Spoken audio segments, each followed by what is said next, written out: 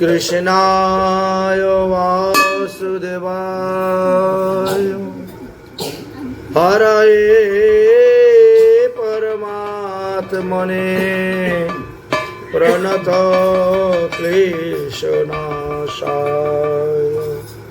গোবিন্দায় নমো নমঃ।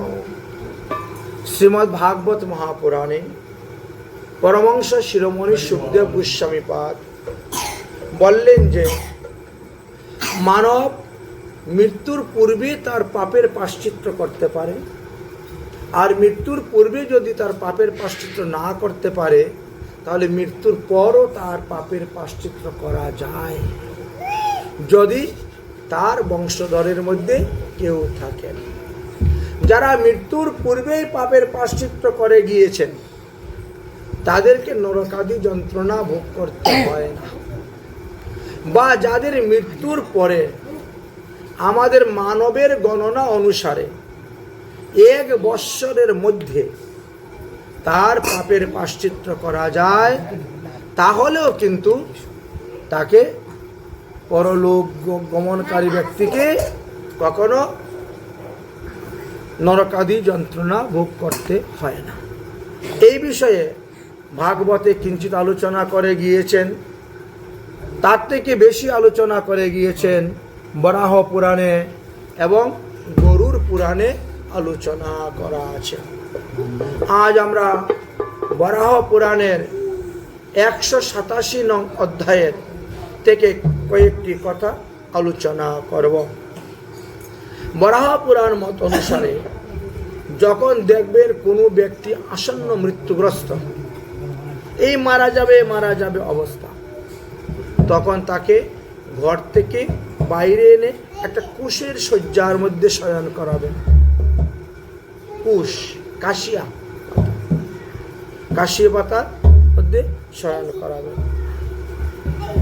সম্ভব হলে তিনি পাতার হাতে রেখে মন্ত্রপুত করে সুবর্ণ, হিরণ্য বা গাভী বা ভূমি যদি তিনি সেই সময়ে দান করেন তাহলে তৎক্ষণাৎ তিনি সমস্ত পাপ থেকে মুক্ত হন।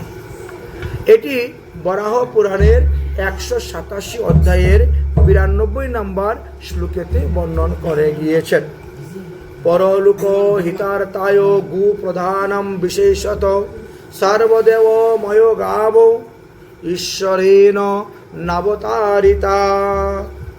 মনুষ্যের গাভীদানে সর্বপ্রকার পাপ থেকে মুক্ত হয়ে যায়, সমস্ত পাপ তার মুক্ত হয়ে যায়, কারণ পৌরলিক মঙ্গল কামনায় ঈশ্বর সর্বদেবময় রূপে গাভীকে সৃষ্টি করেছিলেন।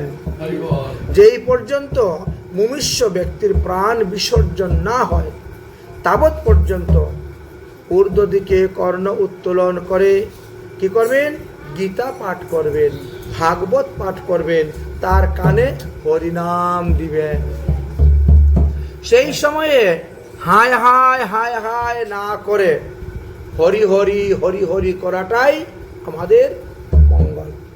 এবং যিনি নিত্যধামে যাওয়ার জন্য রওনা হয়ে গেছেন, ইহলোক ত্যাগ করে পরলোক যাওয়ার জন্য রওনা হয়ে গেছেন, তার মঙ্গল। এই জন্য হায় হায় না করে হরি হরি করবেন, রাম রাম করবেন, কৃষ্ণ কৃষ্ণ করবেন, নারায়ণ নারায়ণ করবেন, যার জন্য ইষ্টদেব সেই আর গীতা পাঠ করবেন, ভাগবত পাঠ করবেন, তাহলে জীবিত অবস্থাতেই তিনি সমস্ত পাপ থেকে মুক্ত হয়ে গেলেন। আসন্ন মৃত্যুর সময় অজামিল নারায়ণ নামে ডেকেছিল বলে দেখো তিনি সমস্ত পাপ থেকে উদ্ধার হয়ে গেলেন। সারা জীবন চুরি ডাকাতি করেছেন, মদ্যপান করেছেন, বেশ্যালয়ে গমন করেছেন, জীব হত্যা প্রাণী হিংসা করেছেন, কিন্তু আসন্ন মৃত্যুর সময় নারায়ণ নাম উচ্চারণ নিয়েছিলেন বলে তিনি নিত্যধামে গমন করে গেলেন। বরাহ পুরাণের 192 অধ্যায়ের 7 নম্বর শ্লোকে বলছেন, বলে আরও একটি কাজ আপনি করতে পারেন। যখন দেখবেন মানুষটি একেবারে অচেতন হয়ে যাচ্ছে, তখন দধি ঘৃত মধু সমপরিমাণে নিয়ে মিশ্রিত করবেন। এটাকে মধুপর্ক বলা হয়। মধু মধুপর্ক, মধু আর কি কি? মধু, ঘি আর দই সমান পরিমাণে। 1 চামচ মধু নিলে 1 চামচ দই নেবেন, 1 চামচ ঘি নেবেন। এটাকে মধুপর্ক বলা হয়। একটি পাত্রের মধ্যে আপনি তৈরি করলেন, তিনটা মিশ্রিত করলেন। এইবার ওই মুমূর্ষু ব্যক্তির মুখের মধ্যে সেটা দিবেন। বরাহ পুরাণের 192 অধ্যায়ের 7 নম্বর শ্লোকে বলছেন, ওম এষহি দেব ভগবতম স্তুতম গাত্রম শ্রুতম সংসার মোক্ষম করো মধুপরকাশমন ভক্তায়াম মায়াং প্রতিগৃহ্যতাম অদ্যম গৃহাণম দেবস্যম নমো নমঃ স্তুতে। এইভাবে বেশ কিছু কয়েকটি মন্ত্র আদিও দিয়ে গিয়েছেন। বলছেন যে মধুপর্ক দান করিবেন, তাহলে মুমূর্ষু জনকে আর পৃথিবীতে এসে মাতৃগর্ভে জন্মগ্রহণ করতে হবে না, তার জন্ম মৃত্যু পর্যন্ত নিবারণ হয়ে যায়। বরাহ পুরাণের 192 অধ্যায়ের 17 নম্বর শ্লোকেতে এই মন্ত্র কয়েকটি তুলে ধরেছেন যে এই মধুপর্ক যদি তার মুখে দেওয়া হয় তাহলে তিনি সমস্ত পাপ থেকে অনায়াসে মুক্ত হয়ে যাবেন। মনুষ্য মারা গেলে পর তার শরীরের মধ্যে ভগবানের প্রসাদী চন্দন দিবেন, ঊর্ধ্বপুণ্ড তিলক করবেন, গলায় যদি তুলসীর মালা না থাকে তুলসীর মালা দিয়ে দিবেন, এবং তুলসী কাষ্ঠ তার বুকের উপরে দিবেন, দিয়ে তারপরে তাকে পুরাবেন, দাহ সংস্কার করবেন।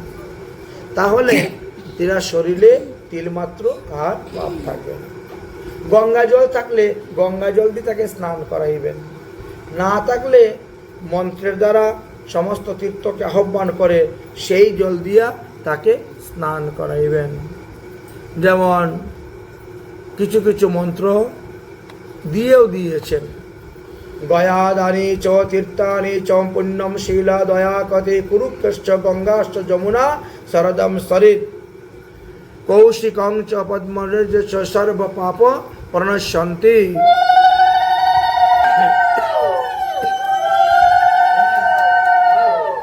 সর্ব পাপ প্রণশ্যন্তি গণ্ডকী ভদ্র নামাঞ্চ সরুসম্বল্লভং তথা বর্ণতিং নবপদ্মেন দৈবশ্চ পুণ্ডরীক্ষম সর্বান তীর্থানি জন্নানি পুস্তমতে। বলছেন মৃত্যু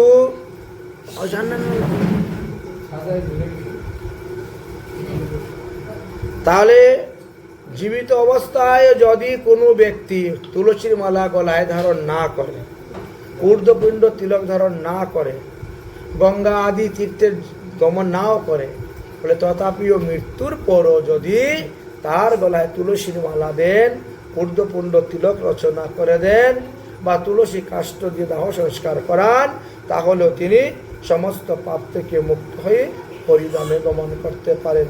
তার জন্ম মৃত্যু পর্যন্ত নিবারণ হয়ে যায়, তাকে পুনরায় আর মাতৃগর্ভে আসতে হয় না।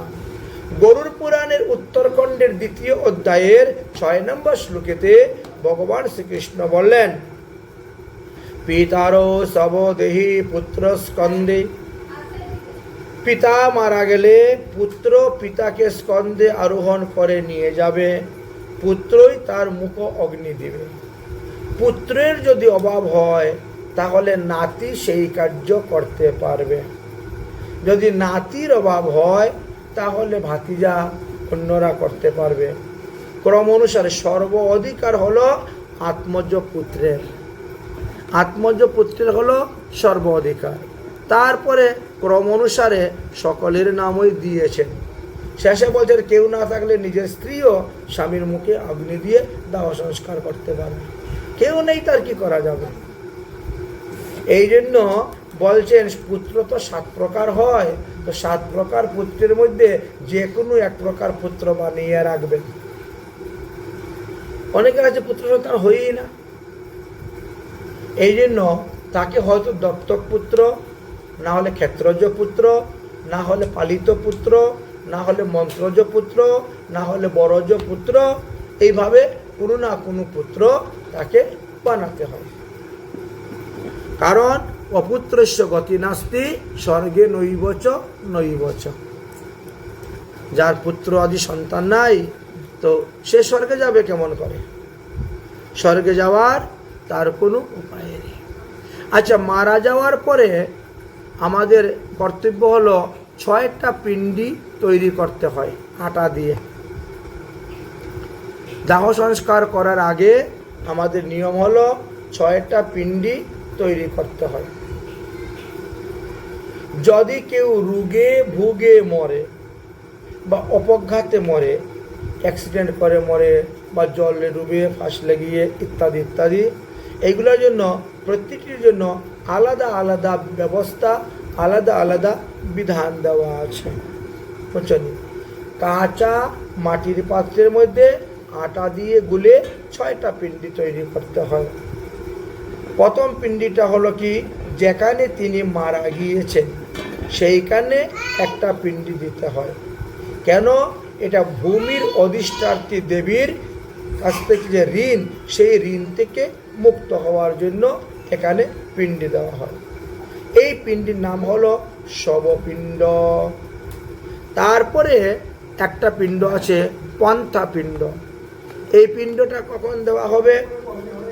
যখন মৃত ব্যক্তিকে নিয়ে বাড়ি ওই ঘরের থেকে কেউ বের করে, অনেকে সবাই তো ঘরের আগে থেকে বের করে না, যখন ঘরের ভিতর থেকে বের করা হয় তখন দরজার পাশে একটা পিণ্ডি দেওয়া হয়। এই পিণ্ডিটা কেন বলছেন? এটি হলো বাস্তু দেবতার থেকে দেওয়া হয়, বাস্তু দেবতার ঋণ থেকে মুক্তি হওয়ার জন্য।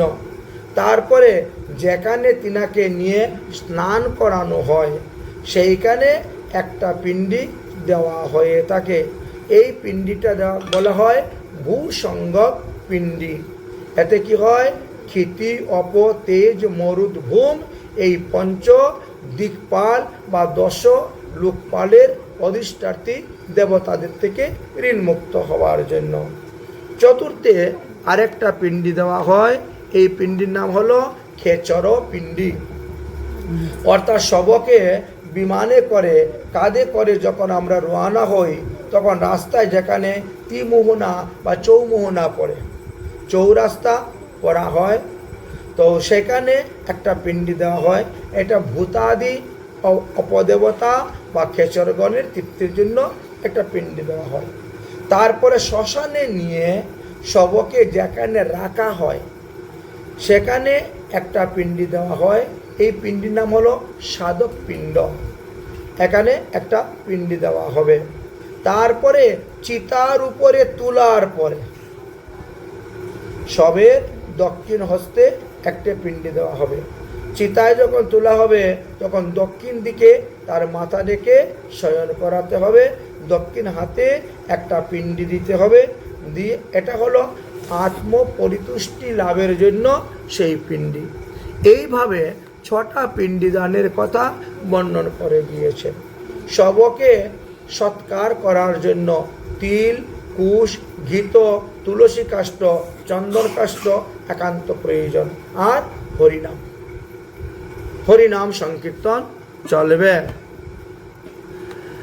বৈবিশ্বত ন তৃপ্তন্তে সুরায়া ইব দুষ্কৃত।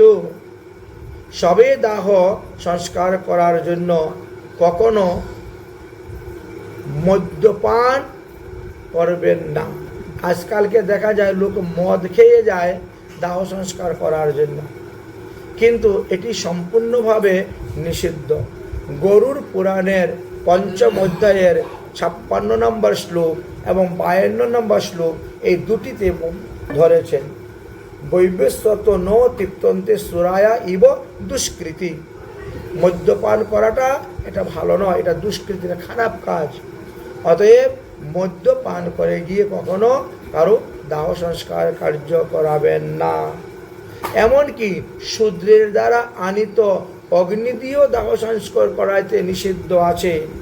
পুত্রগণ দক্ষিণ স্কন্ধে পৈতা রাখিয়া দক্ষিণ মুখী হয়ে দাঁড়াইয়া পিতার কার্য করিবেন। পিতার কার্য করার এইভাবে নিয়ম নির্ণয় করে দিয়েছেন। যে বস্ত্র দিয়ে মৃত ব্যক্তিকে ঢেকে নিয়ে যাওয়া হবে ওই বস্ত্রকে 2টা খণ্ডে বিভক্ত করবেন। এক খণ্ডের মধ্যে কিছু টাকা পয়সা বেঁধে দিয়ে শ্মশানে ফেলে দিবেন, আর এক খণ্ড ওই চিতার উপরে দিয়ে দিবেন। প্রেতবাস রূপে ওটা শ্মশানের মধ্যে রেখে দিতে হয়। এইভাবে 2টি খণ্ড করে দিতে হয়। দাহ সংস্কারের সময়ে গরুড় পুরাণের সিদ্ধান্ত অনুসারে এখানে বেশ কিছু মন্ত্রের কথাও বলে গিয়েছেন। যদি এই মন্ত্রগুলা লোকে জেনে রাখে, শিখে রাখে, তাহলে তাদের দাহ কার্যের সময়ে এই সমস্ত মন্ত্র উচ্চারণ করে অগ্নিকার্যাদি দাহ সংস্কার আদি কার্য করলে সে অনায়াসেই সমস্ত পাপ থেকে মুক্ত হয়ে যায়। এই জন্য মৃত্যুর পরেও তার পাপের প্রায়শ্চিত্ত করার বেশ কিছু বিধানের কথা গরুড় পুরাণে আলোচনা করে গিয়েছেন। চতুর্বর্ণের জন্য বিভিন্নভাবে বিভিন্ন ধরনের আলোচনা করে গিয়েছেন। যেমন দাহ সংস্কার সম্পর্কে বরাহ পুরাণে বরাহদেব পৃথিবী দেবীকে বলেছেন, ঠিক তেমনিভাবে গরুড় পুরাণে ভগবান শ্রীকৃষ্ণ গরুড়কে এই সমস্ত তত্ত্ববিধানের কথা বর্ণন করে গিয়েছেন। চতুর্বর্ণেষু সংস্কারম এবং ভবতি পুত্রগ গাত্রাণি বাসাংশিষ্টৈব স্কালনাথ বিধি কর্তব্যে। চতুর্বর্ণেরই এই রূপে দাহ সংস্কারের বিধি এবং বিধানের কথা বলে গিয়েছেন। যখন শব অর্ধেক পুরানো হয়ে যাবে তখন কি করতে হবে? একটি মন্ত্রের কথা বললেন। এই মন্ত্র উচ্চারণ করে তিল এবং ঘি আবার প্রদান করিতে হয়। 12 আঙ্গুল লম্বা অথবা 7 আঙ্গুল লম্বা কাষ্ঠ তৈরি করে সেই কাষ্ঠটা দিয়ে ওম অভ্যাভা দিব্যম স্বাহা বলে ওটা অর্পণ করিতে হয়। এত ভিন্ন আরও তত্ত্বকথা বলে গিয়েছেন। কারণ এই তিল, জব ইত্যাদি দ্রব্য ভগবান বিষ্ণুর ঘাম থেকে উৎপন্ন হয়েছে, এই জন্য এইগুলি অত্যন্ত পবিত্র। আচ্ছা, দাহ সংস্কার করার পরে কি করবেন? বলছে দাহ সংস্কার করার পরে যখন সম্পূর্ণ হয়ে গেল তখন 3 কলস জল বা 7 কলস জল চিতার উপরে দিতে হয় এবং সেই কলসটাকে ভেঙ্গে চলে আসতে হয়। দক্ষিণ মুখে দাঁড়াইয়া 3 অঞ্জলি জল দিবেন। তারপরে আসার পরে কোনো তীর্থে জলে স্নান করবেন, নদী বা পুকুর, সরোবর বা কোনো তীর্থের জলে স্নান করবেন। অতঃপর নিম পাতা চিবিয়ে খাবেন, আচমন করবেন। অগ্নি, জল, গু, শ্বেতসর্ষা, দুব্বা, প্রবাল, বৃষ ইত্যাদি মাঙ্গলিক দ্রব্যগুলা স্পর্শ করার পরেই আপনি গৃহ প্রবেশ করবেন।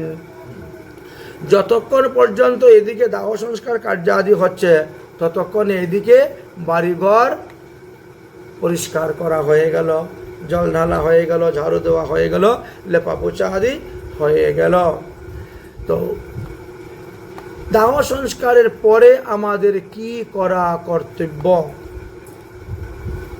বললেন যে দেখো, সবার দাহ সংস্কার হয় না। কিছু কিছু লোকের জল সমাধি হয়, কিছু কিছু লোকের মাটির নিচে গর্ত করে পুঁতে দেওয়া হয়। গারা পুরা ভাষা তিনে কর্মনাশা, সবার যে দাহ সংস্কার হবে এমন কোনো কথা নয়। যেমন মনে করেন যে সমস্ত বালক বালিকারা 2 বৎসরের চাইতে বয়স কম, অথচ তার পরমায়ু শেষ, সে মারা গিয়েছে, এই রকম বালক বালিকাদের দাহ সংস্কার নাই। 2 বৎসরের কম যদি কোনো বাচ্চা মারা যায় তাহলে তার দাহ সংস্কার করতে হয় না, তাকে মাটির নিচে পুঁতে রেখে দিতে হয়। ওই বালকের উদ্দেশ্যে কোনো তর্পণাদিও নাই, করতে হয় না। তাহলে বালক কাকে বলে? বলছেন যে দেখো, মাতৃগর্ভ প্রসব কাল হইতে আরম্ভ করে 16 মাস পর্যন্ত যে শিশু, 16 মাস পর্যন্ত তাকে শিশু বলা হয়। মাতৃগর্ভ থেকে আরম্ভ করে 16 মাস পর্যন্ত, মাতৃগর্ভ প্রসব হওয়ার পর 16 মাস পর্যন্ত একে শিশু বলা হয়। 16 মাস যখন পার হয়ে 17 মাস থেকে আরম্ভ করে 27 মাস পর্যন্ত তাকে বালক বলা হয়। আচ্ছা, 28 মাস থেকে 60 মাস পর্যন্ত তাকে কৌমার বলা হয়। কিন্তু এই সিদ্ধান্ত উপরে আরেকটি সিদ্ধান্ত আছে, বা 6 বছর থেকে 9 মাসের মধ্যে 9 বছরের মধ্যে হলে তাকে পণ্ডুকাল বলা হয়, এবং 10 বছর হইতে 16 বছরের মধ্যে হলে তাকে কিশোর বলা হয়। 17 বছর থেকে 24 বছর তাকে যৌবন বলা হয়। এইভাবে মানুষের সময়গুলাকে শিশু, বালক, কুমার, পৌন্দ্রিক্য, কিশোর, যৌবন ইত্যাদিভাবে বিভক্ত করা হয়েছে। অতএব এখানে বলা হয়েছে শিশু এবং বালক। তাহলে মাতৃগর্ভতে গণনা করে 16 মাসের মধ্যে যদি কেউ মারা যায়, তার দাহ সংস্কার করতে হবে না। 24 মাসের মধ্যেও যদি মারা যায়, তথাপিও তার দাহ সংস্কার করতে হয় না। কিন্তু 2 মাস পার হয়ে চলে গেলে পর তাকে আবার দাহ সংস্কারের বিধান দেওয়া আছে। মতান্তরে এই নিয়ে অনেক মতভেদ আছে। দন্তজাত পর্যন্ত বালককে শিশু বলা হয়, মানে যতক্ষণ পর্যন্ত দাঁত উঠে নাই তাকে শিশু বলা হয়। আচ্ছা, শিকা বা চূড়াকরণ না করা পর্যন্ত তাকে বালক বলা হয়। উপনয়ন সংস্কার হয়ে যাওয়ার পর তাকে কুমার বলা হয়, ইত্যাদি মত দেখা যায়। 2 বৎসরের উপর বয়স হইলে পরে সেই বালককে দাহ সংস্কার করতে হবে, অর্থাৎ অগ্নিতে পোড়াতে হবে। যদি চূড়াকরণ বা 5 বৎসরের মধ্যে মৃত্যু, কুমারের আত্মার কল্যাণের জন্য জল, পূর্ণ ঘট, পায়াস, দুগ্ধ, ভোজন দ্রব্য, বস্তু, ব্রাহ্মণ সেবা, বৈষ্ণব সেবা ইত্যাদির বিধান দেওয়া আছে। 5 বৎসর পূর্ণ হওয়ার পরে যদি কেউ মারা যায়, তাহলে তার 12 দিনে বিশেষ স্বর্গ এবং মহাদানাদি পরলৌকিক কার্য করা যাবে। কোনো প্রাণী যদি গর্ভেতে মারা যায়, তাহলে যত দিনের গর্ভ, যত মাসের গর্ভ, ততদিন পশুষ পালন করতে হয়। এখন যদি কেউ 7 মাসে নষ্ট হয়ে যায়, তো 7 দিন, 8 মাসে হলে 8 দিন, এইভাবে গর্ভে মারা যায়। তারপরে তার কি কি কার্য করতে হবে, কি কি গতি হবে, এগুলা কিছু গ্রহ নক্ষত্রের উপর নির্ভর করেও শাস্ত্রে বিধান দিয়েছেন। যেমন আমাদের পঞ্জিকাতে দেখবেন, কেউ মারা গেলে পরে লেখা আছে মৃতে 1 পাদ দোষ, মৃতে 2 পাদ দোষ, মৃতে 3 পাদ দোষ, মৃতে 4 পাদ দোষ, এটা লেখা থাকে। তো সেই কার্য অনুসারেও কাজ করতে হয়। এর একটা বিশেষ কার্য আছে। মৃত ব্যক্তির গৃহে অথবা স্বগোত্রের গৃহে যদি অন্ন আদি দ্রব্য রান্না করা থাকে, তবে মৃত্যুর পরে ওই সমস্ত দ্রব্য মধ্যমাংস সুরা সমান ও পবিত্র হয়ে যায়। এই জন্য রন্ধন দ্রব্য পরিত্যাগ করিতে হয়। রন্ধন দ্রব্য পরিত্যাগ করিতে হয়। মানুষের মৃত্যুর পর তার জীবাত্মা 3 দিন তাকে অগ্নিতত্ত্বে বাস করে, 3 দিন বায়ুতত্ত্বে বাস করে, আর 3 দিন জলতত্ত্বে বাস করে। এইভাবে 3 তিরিঙ্গা 9 দিন অবস্থান করেন। 1 দিন বসাক বৃক্ষেতে বাস করেন বা শয্যাতে বাস করিয়া থাকেন। এইভাবে 10 দিন অতীত হইয়া থাকে। 10 দিন অতীত হলে 10 দিনের দিন আমরা কি করি? আমরা ঘাটের কাজ করতে যাই। 10 দিনের দিন কোনো নদী বা পুকুরের তীরে গিয়ে বসে এই ঘাটের কাজটা আমাদের করতে হয়।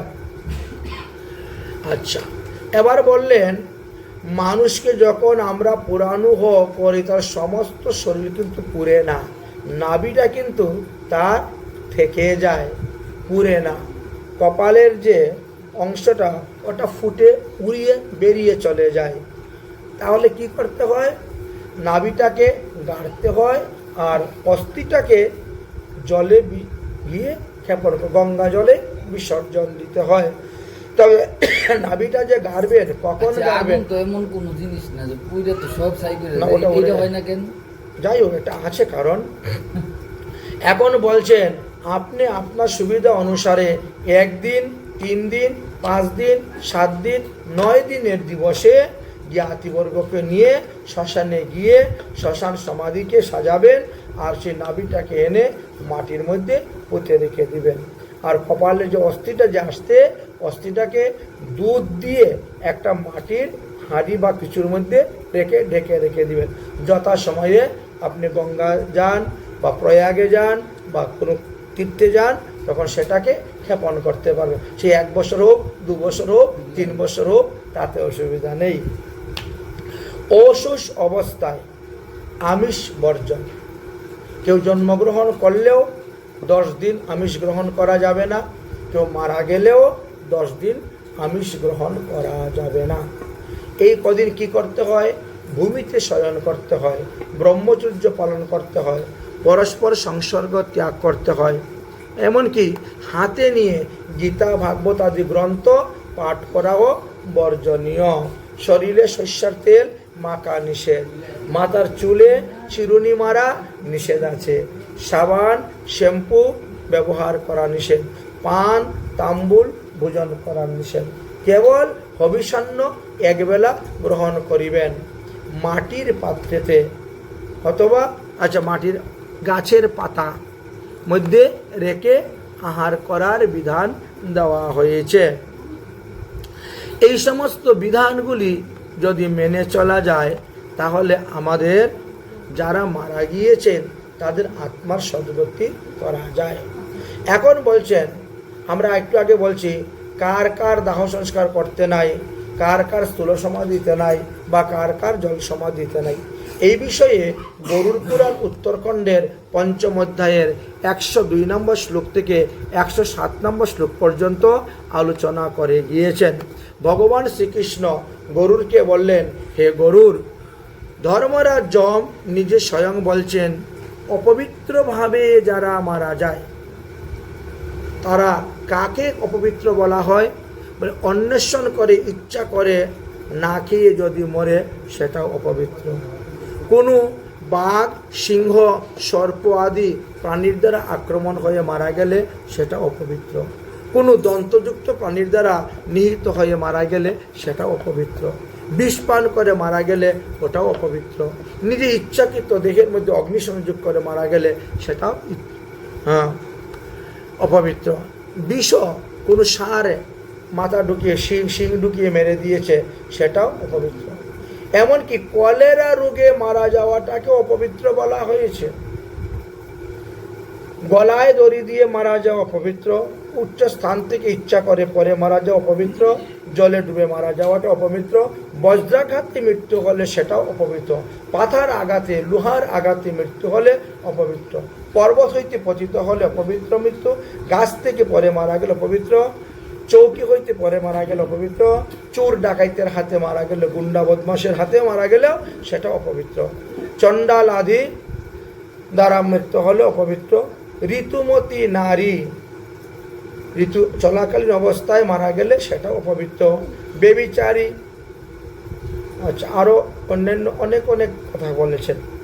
এই সমস্তকে অপবিত্র বলে মানা হয়। তাহলে অপবিত্র ব্যক্তিকে দাহ সংস্কার করার আগে আমাদের কি করা কর্তব্য? তখন বললেন তাকে পঞ্চামৃত পঞ্চগব্যাদি স্নান করাইতে হয়। কার কিছু কিছু লোক আছে এদের অশুষ পর্যন্ত পালন করতে হয় না। ন তেষাং কারায়া দাহম সুতকে ন উদকম ক্রিয়া ন বিনায়া মৃতর শৈব কার্য শৈব দেহিনাম। এই যে আমরা উপরে 24 রকম মৃত্যুর কথা বললাম, এই রকম মৃত্যু হলে বলছেন তার দাহ সংস্কার করতে হয় না। বিষ খাইয়া মরলে, ফাঁস লাগাইয়া মরলে তার দাহ সংস্কার নেই। কোনো প্রাণীর দ্বারা হত্যা হলে নেই। তিনাকে কি করতে হয়? মাটির নিচে পুঁতে দিতে হয়। এমনকি ওই রকমভাবে মারা গেলে ওই মৃত ব্যক্তির উদ্দেশ্যে তোমার 10 দিন অশুষ পালন করতে হইবে না। এমনকি তার পিণ্ডিদানও নেই, জল তর্পণ নেই, ঔর্ধার্য নেই। তাহলে সে উদ্ধার হবে কেমন করে? এইগুলা যে নেই, তাহলে তার উদ্ধারের উপায় কি? তখন বললেন তার উদ্ধারের উপায় হলো শালগ্রাম শিলা পূজা। শালগ্রাম শিলা আনা হবে। শালগ্রামে পঞ্চামৃত পঞ্চগব্যে স্নান করাইয়া পুরুষস্তোত্র মন্ত্রে তার পাঠ করে পূজা করা হবে। পূজা করে তারপরে তার তর্পণ কার্য আদি করে মঙ্গলাদি তার বিধান করা হবে। তারপরে তার সাধ্য শান্তি যা কিছু করার সেইগুলি করা হবে। দেশাচার লোকাচার অনুসারে দেখা যায় যে অপঘাতে মৃত্যু ব্যক্তিদের চতুর্থ দিবসেই কাজ করে ফেলা হয়। অনাদি নির্বদম বেদম শঙ্খ চক্র গদা পদ্মে অক্ষয়ম পুণ্ডরীকাক্ষম প্রতমুক্ষ প্রদুর্ভব। ভগবানকে তুলসী পাতা অর্পণ করলে কি হয়, যার উদ্দেশ্যে করা হবে তাকে আর প্রেতজনিতে গমন করিতে হয় না। এবং সেইখানে ব্রহ্মা, বিষ্ণু, শিব আর যম এই চারজনের পৃথক পৃথক 4টি কলস বসাতে হয়। বসিয়ে এই 4 জনের পূজা করতে হয়। অপঘাতে যারা মারা যায় এই 4 জনের পূজা করা হয়। পূজা করার পর ওই মৃৎপাত্রে সেই মৃত ব্যক্তির উদ্দেশ্যে অপবিত্র মৃত্যুর জন্য অনেক কিছু দানাদির কথা তুলে ধরেছেন। তবে যদি সর্পাঘাতে মৃত্যু হয় তাহলে তাকে জল সমাধি দেওয়াই শ্রেষ্ঠ। তাকে আগুনে পোড়ানো হবে না আর মাটির নিচে গর্ত করে দেওয়া হবে না। শুক্লপক্ষে অথবা কৃষ্ণপক্ষে পঞ্চামৃতেতে 1 ভরি সুবর্ণ ধারা, একটি নাগ এবং একটি গাভী তৈরি করে মূর্তি তৈরি করে সেখানে পূজা করতে হয় এবং নিষ্ঠাবান ব্রাহ্মণকে দান করতে হয়। তবেই সেই ব্যক্তি সমস্ত পাপাদি থেকে মুক্তি লাভ করিয়া থাকেন। এইভাবে গরুর পুরাণ এবং বরাহ পুরাণে বর্ণন করে গিয়েছেন। এইবার বললেন আমরা প্রত্যেকেই 10 দিন অসুষ পালন করি আর তারপরে আমরা ঘাটের কাজ করার জন্য আমরা যাই। তো ঘাটের কাজ যখন আমরা করতে যাই তখন কি করেন, পুরোহিত তখন 10টা পিণ্ডি তৈরি করার কথা আমাদেরকে বলেন এবং এক একটা মন্ত্রপুত করে এক একটা পিণ্ডি দেওয়া হয়। ইচ্ছা করলে প্রতিদিন একটা করে পিণ্ডি দান দেওয়া যায়, কিন্তু আমরা একটা করে পিণ্ডি প্রতিদিন না দিয়ে ওই 10 দিবসে 10 দিনের ঘাটের কাজের সময় একসঙ্গে 10টা পিণ্ডি দেওয়া হয়। কেন দেওয়া হয়? দেখো, প্রথম পিণ্ডির দ্বারা বৈদিক মন্ত্রের দ্বারা একটা মস্তক তৈরি করে দেওয়া হয়। দ্বিতীয় পিণ্ডির দ্বারা কর্ণ, চক্ষু, নাসিকা তৈরি করে দেওয়া হয়। তৃতীয় পিণ্ডির দ্বারা গলা, স্কন্দ, বাহুদ্বয় তৈরি করে দেওয়া হয়। চতুর্থ পিণ্ডির দ্বারা নাভি, লিঙ্গ, গুহ্যস্থান তৈরি করে দেওয়া হয়। পঞ্চম পিণ্ডির দ্বারা জানু, জঙ্ঘা, পদদ্বয় তৈরি করে দেওয়া হয়। ষষ্ঠ পিণ্ডির দ্বারা সন্ধিস্থান এবং মর্মস্থানগুলি তৈরি করে দেওয়া হয়। সপ্তম পিণ্ডির দ্বারা সমস্ত নারীগুলি তৈরি হয়ে যায়। অষ্টম পিণ্ডির দ্বারা দাঁত এবং লোম তৈরি হয়। নবম পিণ্ডির দ্বারা দেহের মধ্যে রক্ত এবং বীর্য সঞ্চারিত হয় এবং দশম পিণ্ডির দ্বারা সর্বাঙ্গ পূর্ণ 10 ইন্দ্রিয়যুক্ত একটা অতিবাহিক দেহ তৈরি করে দেওয়া হয়। তখন ওই জীবাত্মা কি করেন, ওই দেহের মধ্যে এসে প্রবেশ করেন। আমরা তো তার দেহটা নষ্ট করে দিয়েছি, এই জন্য ওই জীবাত্মা খালি ঘুরে বেড়াচ্ছে বাতাসে, বায়ুতত্ত্বে, জলতত্ত্বে আর অগ্নিতত্ত্বে তিনি ঘুরে বেড়াচ্ছেন। এইবার তার থাকার মতন একটা জায়গা আমরা তৈরি করে দিলাম। কি দিলাম? এই 10 পিণ্ডির দ্বারা একটি 10 ইন্দ্রিয়যুক্ত অতিবাহিক দেহ তৈরি করে দেওয়া হলো। এবার ওই দেহের মধ্যে জীবাত্মা এসে প্রবেশ করলেন। এবার তার খুব ক্ষুধা পিপাসা আদি লেগে গেল। এবার আমরা কি করলাম? তার শ্রাদ্ধ কার্য করলাম। কেন শ্রাদ্ধ কার্য করা হয়? যদি শ্রাদ্ধ কার্য না করা হয় তাহলে তার এই দেহটা অতিবাহিক দেহ থেকেই যাবে, ওটা নষ্ট হবে না। শ্রাদ্ধ করলে পরে অতিবাহিক দেহটা শেষ হয়ে যায় এবং তার বায়বীয় দেহ সে লাভ করে এবং বায়বীয় দেহ লাভ করে সে বিভিন্ন স্থানেতে গমনাগমন করে থাকে। বায়ুর মাধ্যমে, বাতাসের মাধ্যমে গমনাগমন করে থাকে। এই জন্য তার দেহটা বায়বীয় দেহ। ওই সময়ে সে আমাদেরকে দেখবে কিন্তু আমরা তাকে দেখতে পাই না। সে আমাদের কথা শুনে, কিন্তু আমরা তার কথা শুনতে পাই না। এবং শ্রাদ্ধের বিভিন্ন রকম প্রক্রিয়া আছে। 10 দিবসে আমরা যে শ্রাদ্ধ করি বা দশপিণ্ড দেই, এটার নাম হলো দশগাত্র শ্রাদ্ধ। 11 দিনে যেটা করা হয় তার নাম হলো আদ্য শ্রাদ্ধ। 12 দিনে যেটা করা হয় এটা হলো সপিণ্ডীকরণ শ্রাদ্ধ বা আদ্য শ্রাদ্ধ বলে। 13 দিনেরটাও সপিণ্ডীকরণ বা আদ্য শ্রাদ্ধ বলে। 30 দিনে যে পিণ্ডি শ্রাদ্ধ করা হয় এটা মাসিক শ্রাদ্ধ বলা হয়। 45 দিনে যে শ্রাদ্ধ করা হয় এটা প্রথম ষান্মাসিক শ্রাদ্ধ বলা হয়। 6 মাসে যে শ্রাদ্ধ করা হয় এটাকে দ্বিতীয় ষান্মাসিক শ্রাদ্ধ বলা হয়। এবং 1 বৎসর পূর্ণ হওয়ার একদিন আগে যে শ্রাদ্ধ করা হয় সেটাও দ্বিতীয় ষান্মাসিক শ্রাদ্ধ বলা হয়। 1 বৎসর পূর্ণ হলে পরে আমাদের ষোড়শী শ্রাদ্ধ বলা হয়ে থাকে এবং ষোড়শী শ্রাদ্ধ করা হয়। সপিণ্ডীকরণে শ্রাদ্ধ হইলে জীবাত্মা বিমুক্তি হইয়া যান, তথাপিও 1 বৎসর যাবৎ গৃহের বাইরে প্রদীপ জ্বালাইতে হয়। প্রতিদিন সন্ধ্যার সময় গৃহের বাইরে একটা প্রদীপ জ্বালাইতে হয়। যদি কেউ মারা যায় তার পরিবারের লোকের এই হলো নিয়ম। ভগবান শ্রীকৃষ্ণ গরুরকে বললেন, হে গরুর, বাৎসরিক কার্য যাহার যে নিয়ম সেই নিয়ম অনুসারেই করিবেন। আমার অভিমতটি হলো রূঢ়ি, তাই আমি বিভিন্ন মুনি ঋষিগণের মতামত উল্লেখ করিতেছি যে সেটার থেকে যেটা উত্তম সেটাই করিবেন। তটস্থ হইয়া বিচারিলে পাবে তার উত্তম। যার যে সিদ্ধান্ত সেই সে উত্তম। তটস্থ হইয়া বিচার করলে তোমরা পাবে তার উত্তম। তাই মধ্যস্থ হইয়া বিচার করলে পরে সব কিছুর সমাধান আছে।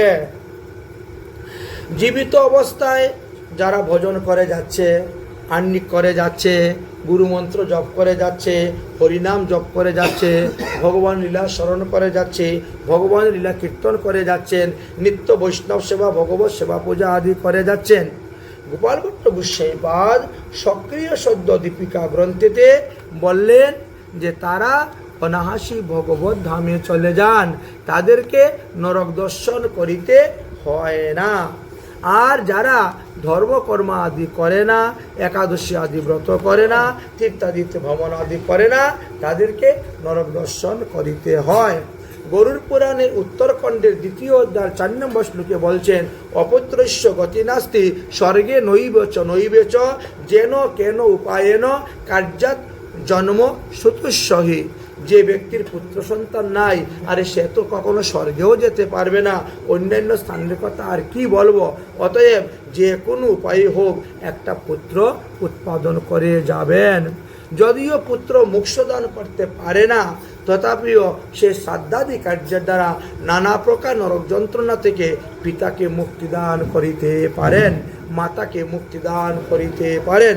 মানুষ পুত্রমুখ দেখিলে পিতৃঋণ থেকে মুক্ত হয়ে যায়, আর নাতিমুখ দেখলে পরে সমস্ত জীবনের সমস্ত পাপ থেকে মুক্ত হয়ে যায়। ঔরজাত পুত্র বিধি অনুসারে পিতৃগণের পাবন শ্রাদ্ধ করিবেন। ক্ষেত্রজ বা অন্যান্য পুত্রগণ তারা একদেশ পিণ্ড শ্রাদ্ধাদি কার্য করে থাকেন, কিন্তু তারা পাবন শ্রাদ্ধ কার্য করিতে পারে না। এটা একমাত্র ক্ষেত্রজ আত্মজ পুত্রেরই অধিকার থাকিয়া থাকে।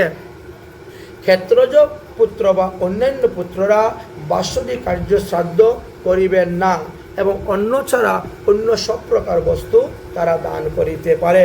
স্বগৃহীত পুত্র একদিষ্ট পিণ্ড শ্রাদ্ধ এবং পাবন শ্রাদ্ধ করিবে না, কিন্তু সর্বপ্রকার দান তারা করিতে পারে। দাসীপুত্র এবং সংগৃহীত পুত্র কেবলমাত্র তীর্থে ভ্রমণ করিয়া তীর্থেই পিতৃমাতার উদ্দেশ্যে শ্রাদ্ধ করিতে পারেন বা ব্রাহ্মণকে অন্যান্য বস্তু দান করিতে পারেন।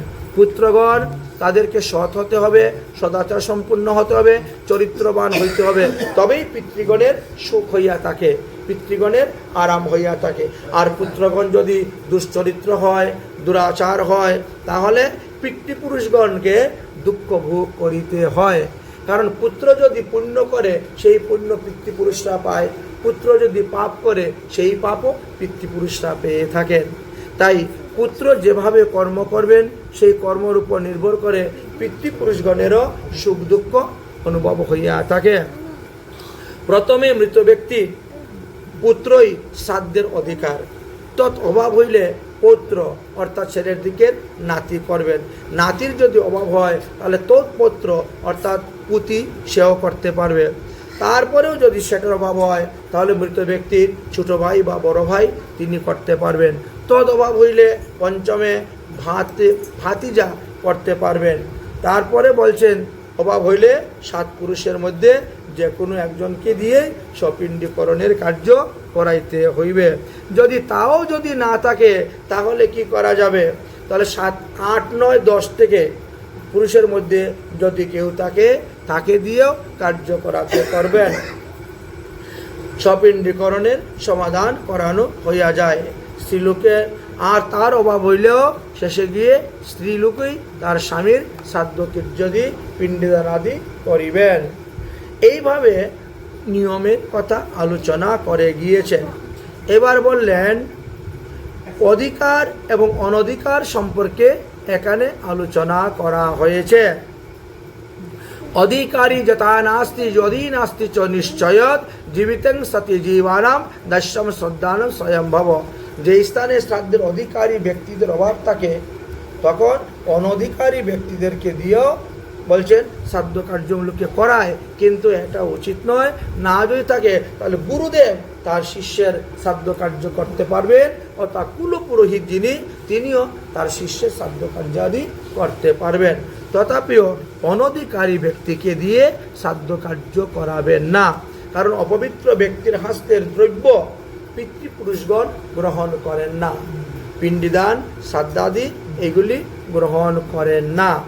এই জন্যই সর্বদা আমাদেরকে এইদিকে সাবধান থাকার কথা বলেছেন। তারপরে আরও অন্যান্য তত্ত্বের কথা তুলে ধরেছেন।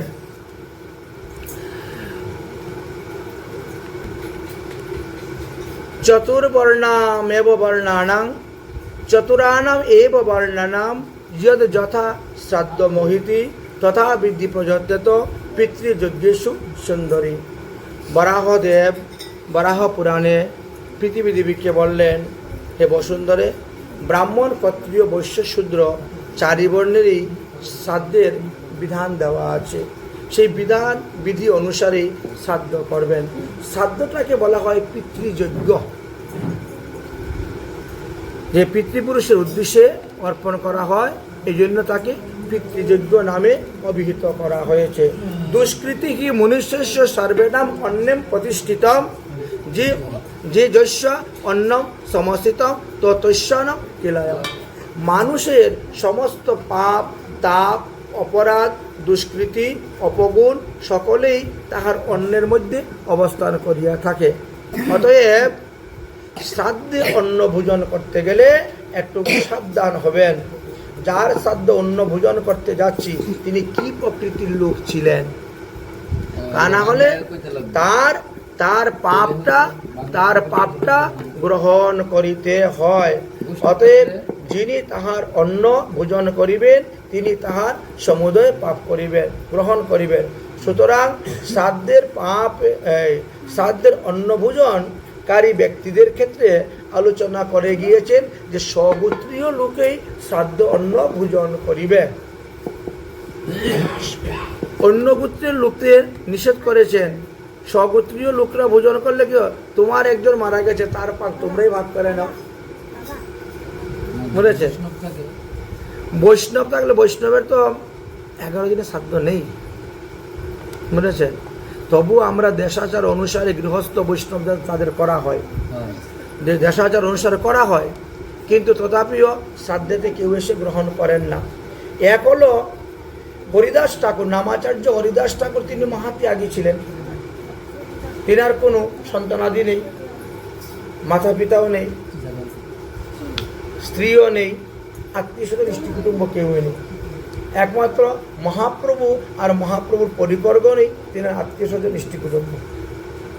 এই জন্য মহাপ্রভু হরিদাস ঠাকুরকে সমাধি দিয়ে আসার পরে তিনি আনন্দবাজারে ভিক্ষা করেছিলেন। আনন্দবাজারে ভিক্ষা করে একটা উৎসব দিয়েছিলেন। এই উৎসবের নাম হয় কাদা উৎসব। যে কাদা উৎসবটা একমাত্র ত্যাগীদের ক্ষেত্রেই হয়ে থাকে। আর কাদা উৎসব হওয়ার ৪৫ দিন পরে গিয়ে বৈষ্ণব সেবা হয়ে থাকে। শ্রীধাম বৃন্দাবনে যারা ত্যাগী বৈষ্ণব তাদের ক্ষেত্রেও, গৃহস্থ বৈষ্ণবের কথা আর কি বলবো, যারা ত্যাগী বৈষ্ণব তাদের ক্ষেত্রেও, সে ব্রহ্মচার্য হোক আর গৃহস্থ হোক, বানপ্রস্থ হোক আর সন্ন্যাসী হোক, আর ইনি চ্যাটার্জি হোক, ব্যানার্জি হোক, হ্যাঁ, ব্রাহ্মণ হোক, চক্রবর্তী, যে যে পদবী আছে, গোস্বামী, যেই হোক না কেন, তো সেটা ৪৫ দিন পরেই বৃন্দাবনে বিধান অনুসারে দেওয়া আছে। অন্যান্য স্থানে দেশাচার অনুসারে কেউ ১৪ দিনে করে নেয়, কেউ বা ১৫ দিনে করে, কেউ বা আরও পরে করে, তাদের সুবিধা অনুসারে করে। কারণ অধিকাংশ লোকই তো চাকরিয়ান, ব্যবসা বাণিজ্য অতি দূরে তো তারা করে থাকেন। তো অধিকাংশ লোকই হলেন চাকরিয়ান, যার করে তারা এতদিন দীর্ঘ সময় ছুটি পায় না। দ্বিতীয়ত কথা হলো, অধিকাংশ লোকেই আমিষ বুঝি। যতদিন পর্যন্ত সাধ্যের পরে বৈষ্ণব সেবা দেওয়া না হইবে ততদিন পর্যন্ত তাকে নিরামিষ ভোজন করতে হবে। তো অনেকের আছে সে পরিস্থিতিই নাই, অনেকের আছে পরিস্থিতি থাকলেও তাদের নিরামিষ খাইয়ে অভ্যাস নেই, তারা গিলতে পারে না। কোনো কষ্ট মষ্ট করে কোন রকম 10 দিন থেকে গেল, তার উপরে আর পড়ে না, যেমন মাথার মধ্যে বাস পড়ে গেছে, বুঝেছে? তো এই জন্য তারা তাদের সুবিধার জন্য তারা তখন কি করে, 13 দিনে, 14 দিনে, 15 দিনে একটা বৈষ্ণব সেবা দিয়ে চলে যান। কিন্তু এটি মহাজনগত সিদ্ধান্ত নয়, মহাজনগণের মত এটা নয়, মহাজনগণের এটি পথ নয়। এই জন্য আমাদেরকে গরুড় পুরাণ এবং বরাহ পুরাণ ইত্যাদি দর্শন করতে দেখতে হয়। ত্রয়োদশে অন্নি শ্রবণাৎ কুর্যান্তর স ত্যক্তা গৃহীত্ব হিত কুর্যাৎ গৃহীতম যমকিঙ্কর। ভগবান শ্রীকৃষ্ণ গরুরকে বললেন, মানবের মৃত্যুর পরে দাহ সংস্কার যেদিন করা হয় সেদিন থেকে গণনা করে 13 দিন পর্যন্ত জীবাত্মা বাড়ির চতুর্দিকে ঘুরে বেড়ায়। অতএব 13 দিনের মধ্যে যদি কেউ বিশেষর্গ করে দেয়, ব্রাহ্মণ সেবা দেয়, তাহলে তার পাপটা লঘু হয়ে যায়, আর গুরু থাকে না। গোদানের মাধ্যমে তিনি মঙ্গল সাধন করিয়া থাকেন। যমকিঙ্করগণ মৃত ব্যক্তির জীবাত্মাকে 13 দিনের দিন ধরে যমালয়ের দিকে রওনা হয়ে যায়। এর আগে যা কিছু করা হয় সব কিছুতেই তার দৃষ্টি থাকে। অতএব পুত্রগণ কর্তৃক শ্রাদ্ধ এবং পিণ্ডিদানের ফলে ওই জীবাত্মা কি করা হয়, বায়বীয় অতি সূক্ষ্ম একটা দেহ ধারণ করে এবং অতি দ্রুত গতিতে তিনি আকাশ মার্গে চলতে চলতে 348 দিবসে তিনি জমপুরীতে গিয়ে পৌঁছান। আমাদের রাস্তার মধ্যে বিভিন্ন জায়গায় থাকার ব্যবস্থা আছে। যেমন মনে করেন, প্রথম মাসের বিবরণের কথা আলোচনা করেছেন। প্রথম মাসের বিবরণে কি বললেন, আমরা জাম্যপুরীতে গিয়ে অবস্থান করি। দাহ সংস্কারের 13 দিন পরে জীবাত্মা কুশ, কণ্টক, বল্লিক, সূক্ষ্ম এবং পাষাণময় এবং অগ্নিময় রাস্তা দিয়ে তাকে যেতে হয়। শত শত গর্তযুক্ত রাস্তাতে অতি কষ্ট করে তিনি সূর্যের প্রখর তাপ অত্যন্ত উত্তপ্ত হন। বড় বড় মশা, বড় বড় পোকামাকড়, ধ্বংসক প্রাণীর দ্বারা আক্রান্ত হয়ে তিনি যমের অনুচরগণের সহিত তিনি রওনা হন হয়ে 17 দিন তিনি রাস্তা চলেন। তখন বড় কষ্ট হয়, পায়ের মধ্যে পাদুকা নেই, তাই জন্য পায়ে মধ্যে বড় বড় ফুসকা পড়ে যায়। তখন জীবাত্মা বিষম চিৎকার করে, গর্জন করে, আর বলে, ইস, আমি আর চলতে পারছি না, আমার বড় কষ্ট হচ্ছে, আমাকে একখানা পাদুকা দিন। যমকিঙ্কররা বলে, তুমি জীবিত অবস্থায় কখনো কাউকে পাদুকা দান করেছো? তুমি তো তোমার জীবনে কখনো পাদুকা দান করো নাই, আর মৃত্যুর পরে তোমার ছেলে যখন শ্রাদ্ধ করেছিল তখনও পাদুকা দান করে নাই। যার কারণে তুমি এখন পাদুকা পাবে কোথায়? অতএব তোমাকে খালি পায়ে হাঁটতে হবে।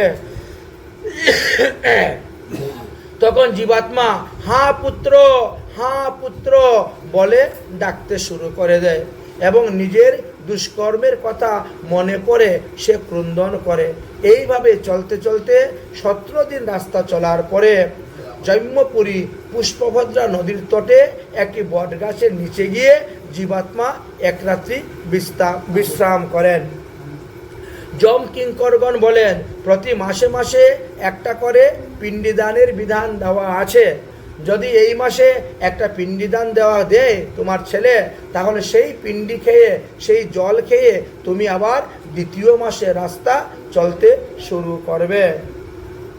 কিন্তু পুত্রগণ কেউই প্রথম মাসিক পিণ্ডিদান করলেন না। জীব এবার 31 দিনের দিন রওনা হলেন, সৌরপুরীর দিকে যাত্রা করলেন। 1 মাস গত হয়ে গেল, দ্বিতীয় মাসে সৌরপুরীর দিকে রওনা হলেন। সৌরপুরী খুব উত্তপ্ত গরম।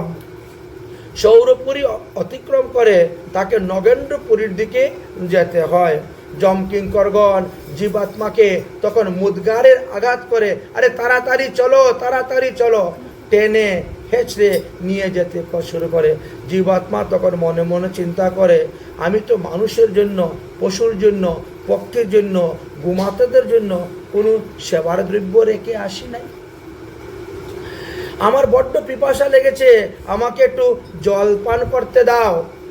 জীবাত্মা কথা শুনে তখন যমদূতেরা বলে, তুমি কি কোনো পুকুর বানিয়ে এসেছো, না কুয়া বানিয়ে দিয়েছ, না কোনো সরোবর বানিয়ে এসেছো যে মানুষরা সেখানে জল পান করবে, পশুরা জল পান করবে? তুমি তো তোমার জীবনে কোনোদিন জল দান করো নাই কাউকে, কারো জল পানের ব্যবস্থাও করে নাই, তাহলে তুমি এখন জল পাবে কোথায়? অতএব এই পৃথিবীতে যা কিছু দান করা যায়, পরলোকে সেই সমস্ত দ্রব্যের ফল ভোগ করা যায়। অতএব তোমাকে এখন জল দান দেওয়া হবে না। তখন জীবাত্মা কান্না করতে শুরু করে। জীবাত্মাকে বলেন, চিন্তা করিও না, 45 দিন যাওয়ার পরে আমরা একটা স্থানে গিয়ে বিশ্রাম করব এবং তারপরে সৌরপুরের সীমানা শেষ এবং আমরা অন্য পুরীর দিকে রওনা হব। অতএব 45 দিবসেও একটা পিণ্ডিদানের বিধান আছে। যদি ওই দিবসে তোমার পুত্রগণ তোমার উদ্দেশ্যে পিণ্ডিদান করেন, জল তর্পণ করেন, সাধু সেবা, বৈষ্ণব সেবা আদি দেন, তাহলে সেই পুণ্যের প্রভাবে তুমি দিব্য বিমানের মধ্যে বসে যাবে। তোমাকে আর হেঁটে যেতে হবে না, তোমাকে দুঃখ ভোগ করতে হবে না। অতএব 45 দিবসে একটা পিণ্ডিদানের বিধান আছে। 45 দিন পার হওয়ার পরে তুমি পৃথিবীর যে সৌরমণ্ডলের রাস্তাটা অতিক্রম করে নিয়েছ, আর তোমার দৃষ্টি এই দিকে পড়বে না। এখন তুমি নগেন্দ্রপুরীর দিকে রওনা হবে। নগেন্দ্রপুরীর দিকে রওনা হবে। জীবাত্মা তখন মনে মনে চিন্তা করে, সত্যিই তো আমি আমার জীবনে একটা কাককেও কিছু খেতে দেই নাই, একটা পিপিলিকাকে কিছু খেতে দেই নাই, একটা গরুকে কিছু খেতে দেই নাই, একটা কুকুরকে পর্যন্ত কিছু খেতে দেই নাই। সব খালি আমার আমার আমার বাস করেছি। এখন আমি বুঝতে পেরেছি যে আমার জীবনে আমি পঞ্চযজ্ঞ করি নাই, তাহলে আমার কি করতে হবে? অভুক্ত অবস্থায়, পিপাসাযুক্ত অবস্থায় দ্বিতীয় মাসে তিনি নগেন্দ্রপুরীতে গিয়ে উপস্থিত হলেন। দ্বিতীয় মাসে একটি শ্রাদ্ধের কথা ছিল, কিন্তু পুত্র সেই শ্রাদ্ধ করে নাই। এবার তৃতীয় মাসের রাস্তা চলা শুরু হলো। তৃতীয় মাসে রাস্তাতে তিনি যাবেন কোথায়? গন্ধর্বপুরের দিকে রওনা হয়েছেন। যমদূতগণ মুষ্টিক আঘাত করে, করাঘাত করে, আরে তাড়াতাড়ি চলো, দেরি হয়ে যাচ্ছে রাস্তায়। কিন্তু ক্ষুধা পিপাসার কারণে সেই দেহ জীবাত্মা চলতে পারছে না। তুমি তো তোমার জীবন বৃথা কাটিয়েছ, জীবনে কোনোদিন সাধু গুরু বৈষ্ণবের সেবা করো নাই, শুধু নিজের সেবা করেছ, আত্মীয় স্বজন ইষ্ট কুটুম্বের সেবা করেছ কি দিয়ে? আমিষ দ্রব্য দিয়ে, মৎস্য মাংসা দিয়ে। আত্মীয় স্বজনের মন সন্তুষ্ট করার জন্য, তাদের কাছ থেকে মান যশ প্রতিষ্ঠা পাওয়ার জন্য তুমি তোমার জীবনে কত জীব হত্যা করেছো, কত প্রাণী হত্যা করেছো, সেই সমস্ত পাপের ফল এখন তোমাকে ভোগ করতে হবে। অতএব চলো, এখন 90 দিন হয়ে গেছে, আজকে তুমি এই স্থানে অবস্থান করো। আগামী কল্য আমরা শৈলগমন পুরীর দিকে যাত্রা করব। 3য় মাসের পিণ্ডিও যদি তোমার ছেলে দেয়, তো 3য় মাসের পিণ্ডি খাওয়ার পরে 4র্থ মাসের রাস্তা যাওয়া শুরু হবে। কিন্তু ছেলে কোনো রকম পিণ্ডি দান করল না। শৈলগমন পুরীর দিকে রওনা হয়ে গেলেন, ক্রমান্বয়ে চলছেন, কিন্তু আহার নাই, জলপান নাই, বড় দুঃখ পাচ্ছেন। জীবাত্মা তখন চিন্তা করেন, আমি তো আমার জীবনে সৎপাত্রে কোনো কিছু দান করি নাই, কোনো প্রকার হোম করি নাই, কোনো প্রকার যজ্ঞ করি নাই, কোনো প্রকার তপ করি নাই, গঙ্গা আদি তীর্থে স্নান করি নাই, বৃন্দাবন আদি তীর্থ ভ্রমণ করতেও যায় নাই। নিশ্চয়ই আমাকে এবার নরকে গিয়ে নরকুণ্ড ভোগ করিতে হইবে। এই সমস্ত চিন্তা করে করে জীব চলতে চলতে শৈলগ্রমণ পুরীতে গিয়ে পৌঁছিলেন। 120 দিন সময় তার গত হলো। এক রাত্রি অবস্থান করলেন, তারপরের দিন থেকে তিনি রওনা হয়ে গেলেন। এবার পুরীর দিকে যাত্রা শুরু করলেন। 121 দিনে যাত্রা শুরু করলেন, অর্থাৎ 5ম মাসের যাত্রা এবার আরম্ভ হলো। পুরীতে দিকে যাত্রা শুরু করলেন।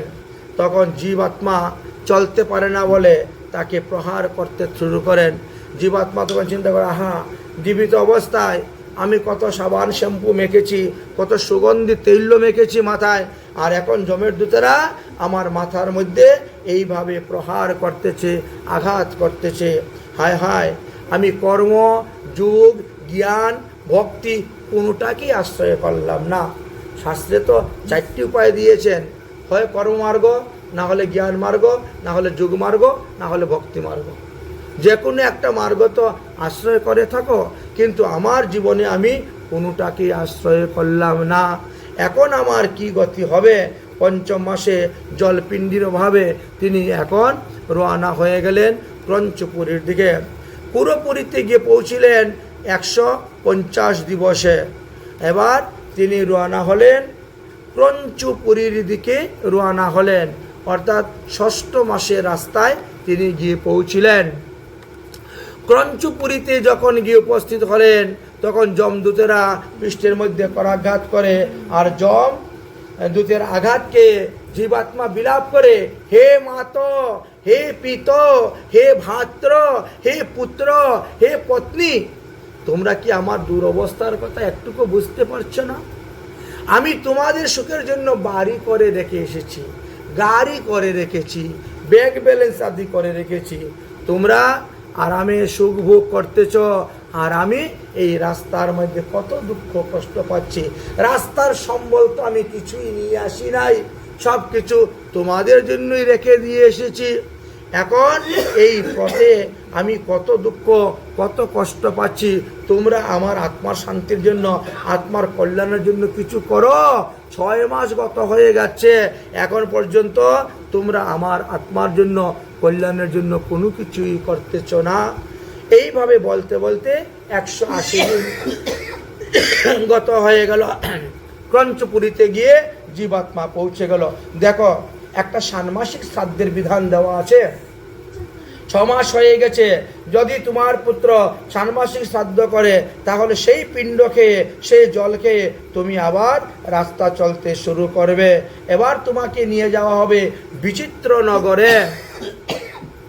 7ম মাসের রাস্তা শুরু হয়ে গেল, অর্থাৎ 181 দিন পার হয়ে গেল। 6 মাসের হয়ে গেল, 181 দিন থেকে জীবাত্মা শুরু হয়ে গেল। এবার তিনি বিচিত্রনগরে যাবেন। বিচিত্রনগর 15 দিন রাস্তা চলার পরেই দেখেন এক বিশাল বড় নদী। এই নদীর নাম কি? বৈতরণী। এই বৈতরণী তোমাকে পার হয়ে যেতে হবে। এত বড় নদী আমি পার হব কেমন করে? বলে, তুমি কি একাদশী ব্রত করেছ? না। গোদান করেছ? না। তীর্থ ভ্রমণ করেছ? না। বলে তাহলে কোনো নৌকা আসবে না তোমাকে পার করার জন্য। নৌকায় তারাই পার হয় যারা পুণ্য আত্মা ব্যক্তি, যারা পুণ্য কর্ম করেছেন। অতএব তুমি পাপাত্মা, তোমাকে পাপাচরণের কারণে তোমাকে এই নদী সাঁতার দিয়ে পার হতে হবে, সাঁতার দিয়ে পার হতে হবে। এই নদীটির প্রস্থ হলো 1200 কিলোমিটার। এই 1200 কিলোমিটার সাঁতার দিয়ে পার হতে হবে। এবং জীবিত অবস্থায় তুমি বড়শি দিয়ে যে সমস্ত মৎস্য ধরে খেয়েছ, বা তীর মেরে, বন্দুক মেরে কোনো পাখি, পশু পাখিকে মেরে খেয়েছ, এখন যখন জলের দিয়ে সাঁতার দিয়ে যাবে তখন তারা এসে তোমাকে কামড়াতে শুরু করবে। কামড়াতে মাংস, মাং মানে আমাকে, সমানে সে। আমি এখন যাকে মেরে খাচ্ছি, পরে সে আমাকে মেরে খাবে। এর নাম হলো মাংস। অতএব এবার তুমি বুঝবে তোমার জীবিত অবস্থায় তুমি যত পশু পাখিকে মেরে খেয়েছ। উফ, এত জ্বালা তুমি সহ্য করতে পারবো না, তার আগে আমার মরে গেলে ভালো। বলে হে, মরার আবার মৃত্যু আসে নাকি রে? তুমি তো একবার মরে এসেছ। তোমার যে এই দেহটা, এই দেহটা হলো অতিবাহিক দেহ, বায়ুবীয় দেহ। এই দেহটা বায়ুবীয় দেহ। এই দেহের মধ্যে তোমার মৃত্যু নাই, শুধু খালি সুখ আর দুঃখ ভোগ করা হয়ে থাকে। যদি জীবিত অবস্থায় তুমি একটা গুদান করতে পারতে, তাহলে তো আজকে তুমি পার হয়ে যেতে পারবে। মৃত্যুর পরেও তোমার পুত্রগণ কেউ করে নাই, যার কারণে তোমাকে এখন এইভাবে দুঃখ ভোগ করতে হচ্ছে। অরে জীবাত্মা, তোমার উত্তরাধিকারী কেউ কি নাই যে তোমার এই বৈতরণী নদী পার হওয়ার জন্য একখানা গাভী দান করে দিবে? বলে আমি তো এখন চেঁচাচ্ছি, ডাকতেছি, বলতেছি, বলে এখান থেকে আর তোমার ডাকি কি পৌঁছবে? তুমি তোমার 6 লক্ষ কিলোমিটার দূর চলে আসছো। 6 লক্ষ, এক এক মাসে 1 লক্ষ কিলোমিটার রাস্তা চলে যাচ্ছ। তো 6 মাসে তো 6 লক্ষ কিলোমিটার দূরে চলে এসেছো তোমার বাড়ি থেকে। সুতরাং এখান থেকে তো তোমার ডাক পৃথিবীতে গিয়ে পৌঁছবে না, তোমার ছেলে মেয়ের কানে গিয়ে তো পৌঁছবে না। তো তুমি জীবিত অবস্থায় তাদের শেখাতে পারলে না, একটু সাধুসঙ্গ করতে দিলে না, সৎসঙ্গ করতে দিলে না, খালি লেখাপড়া শিখাইলে আর টাকার মেশিন বানাইলে ছেলে মেয়েগুলাকে, ধর্মকর্ম তো কিছু শিক্ষা দিলে না। এবার বুঝো বাবা, সব জায়গায় টাকায় কাজ হয় না, সব জায়গায় ঘুষ চলে না। এই যে এখানে আসছো, এখানে কোনো ঘুষের কাজ নাই, কোনো ঘুষ চলবে না। এখানে তোমার দাঁত সাক্ষী দিবে, তোমার লোম সাক্ষী দিবে, তোমার নখ সাক্ষী দিবে, চন্দ্র সাক্ষী দিবে, সূর্য সাক্ষী দিবে, এই 10 দিকের 10 অধিষ্ঠাত্রী দেবতা তোমার সাক্ষী দিবে। এই 14 জন হলো তোমার সাক্ষীদার। তুমি কখন কোথায় কি কর্ম করেছ, সমস্ত পাপ পুণ্যের সাক্ষী তারা দিবে।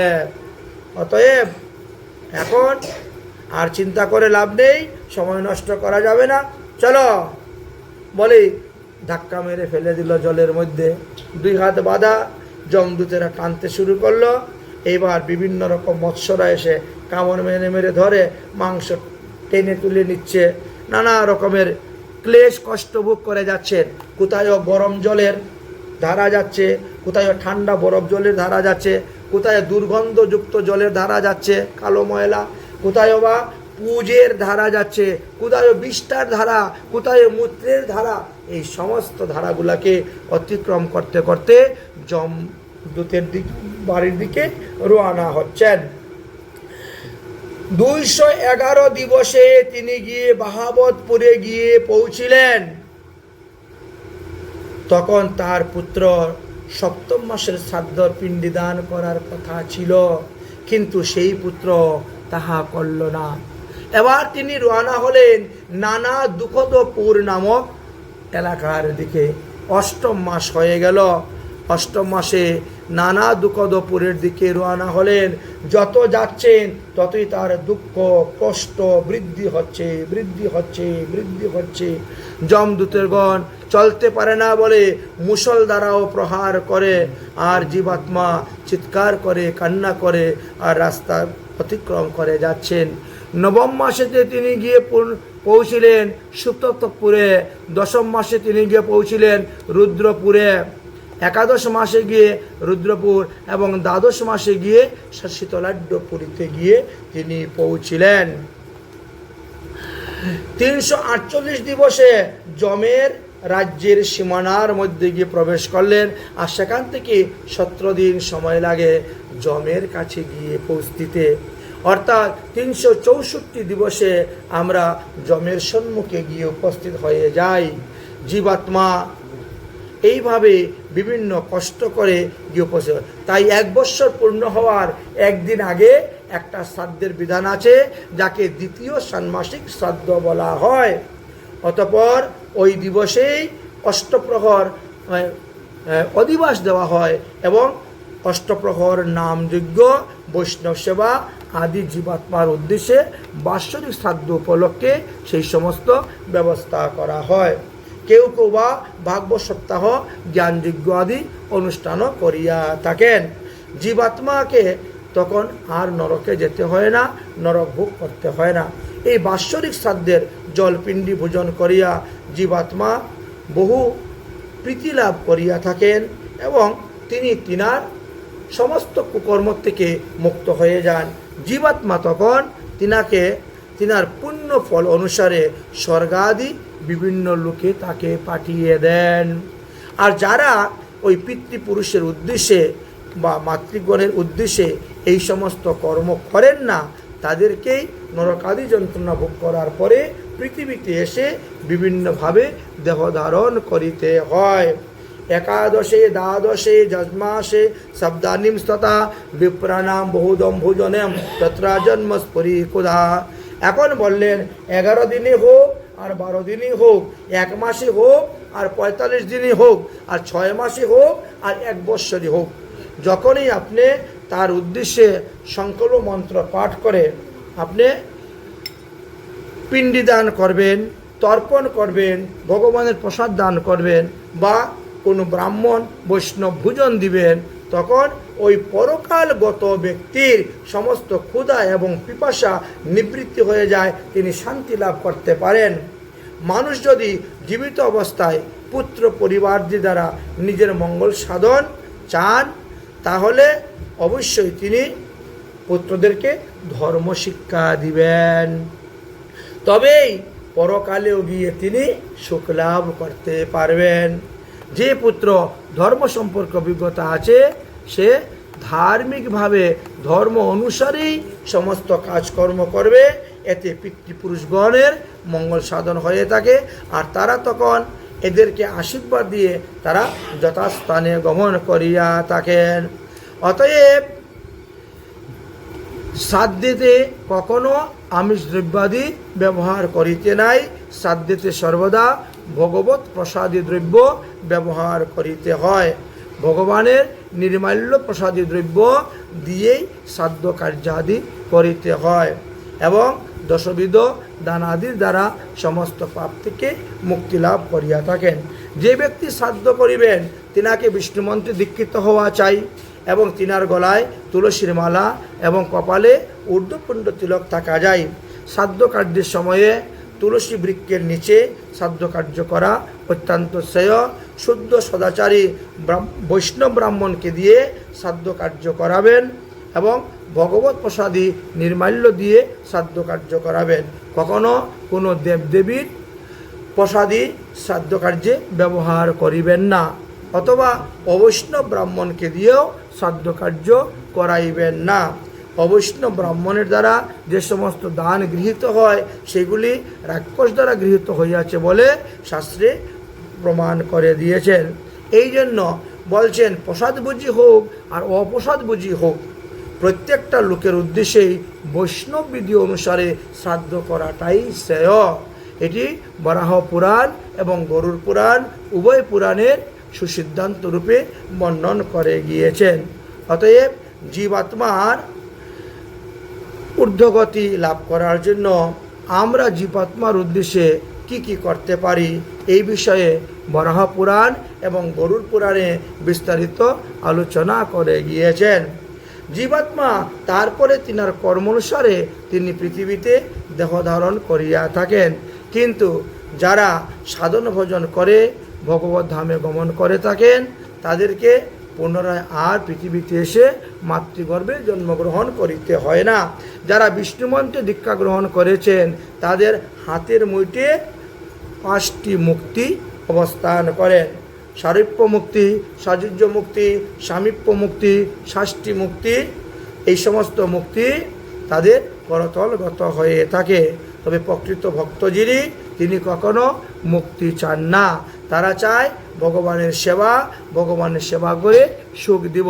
তাই ইহজগতে তারা যেমন ভগবানের সেবা করেন, পরকালেও ভগবত ধামে গিয়ে ভগবানের পার্ষদ রূপে ভগবানের নিত্যধামে অবস্থান করে ভগবানের সেবা পূজা করিয়া থাকেন।